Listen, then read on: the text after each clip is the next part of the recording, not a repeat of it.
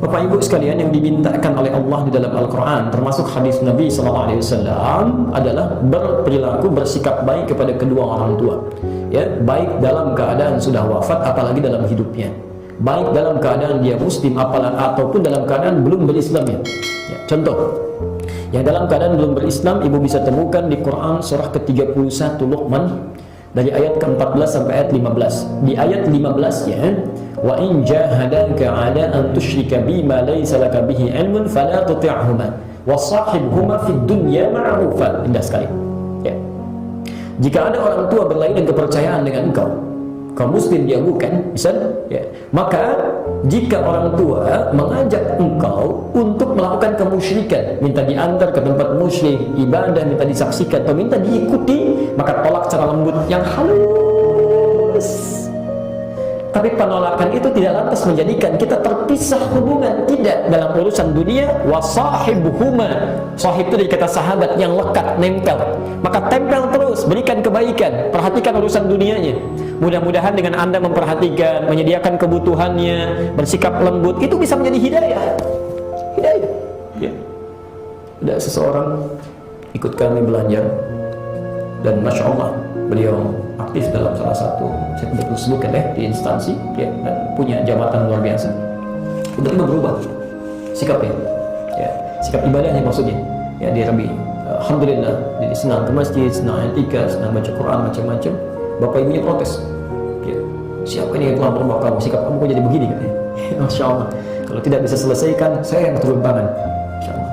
Dan datang, kami sampaikan, bersikap lembut, baik, terima, kemudian balas dengan tutur yang baik. Mereka marah, kamu senyum, ya.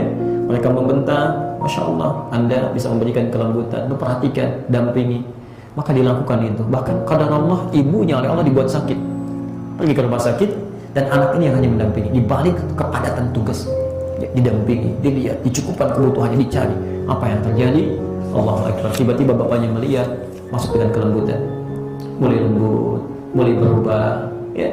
Bahkan bapaknya pertama kali kemudian mulai berubah penampilannya, ke masjid dia macam-macam. Yang terakhir ibunya. Dan indahnya, kadang-kadang mendapatkan kebaikan itu tidak seketika. Lalu kita diundang makan bersama, datanglah keluarga besarnya, bapaknya, ibunya, istrinya, anaknya, seluruhnya masuk. Udkhulu fis-silmi kafah. Ya, kami duduk, ada yang menangis, ada yang diam, Masya Allah, makan bersama, dan semuanya berada dalam naungan Al-Quran dan Sunnah Rasulullah SAW. Tidak harus kita berada dalam sesuatu yang tidak baik. Jangan saling mencela, ya, saling merendahkan, itu tidak bagus. Ya, jadi saat seorang tua belum baik pun, belum bermuslim, perlakukan dengan baik. Apalagi sudah muslim, maka ayatnya pindah. Ya, di Quran surah ke-17 ayat 23 itu, ayat 23. Wa qala rabbuka alla ta'budu illa iyyahu wa bil walidaini ihsana. Imma yablughanna 'indaka al-kibara ahaduhuma aw kilahuma fala taqul lahumu uff wa la tanharhuma. Ya, Masya Allah. Qul lahum qawlan karima.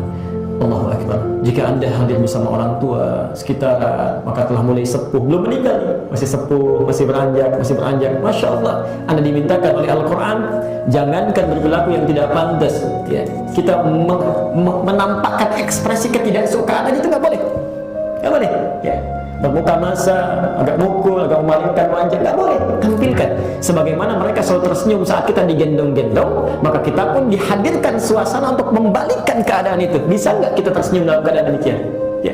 Saat orang tua menggendong kita dengan tersenyum, bisa nggak kita gendong orang tua dalam keadaan tersenyum? Nah, dibalikkan suasananya. Ya. Maka yang paling menarik ketika wafat, kita masih diminta berdoa, Rabbighfirli wa liwalidayya warhamhuma kama rabbayani shaghira wa qur rabbirhamhuma kama rabbayani shaghira.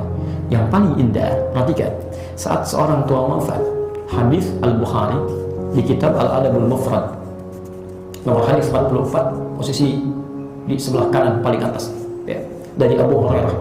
Perhatikan, yang dimintakan bu dari seorang anak, ya, dimintakan dari seorang anak yang masih hidup untuk orang tua yang telah wafat, itu dua.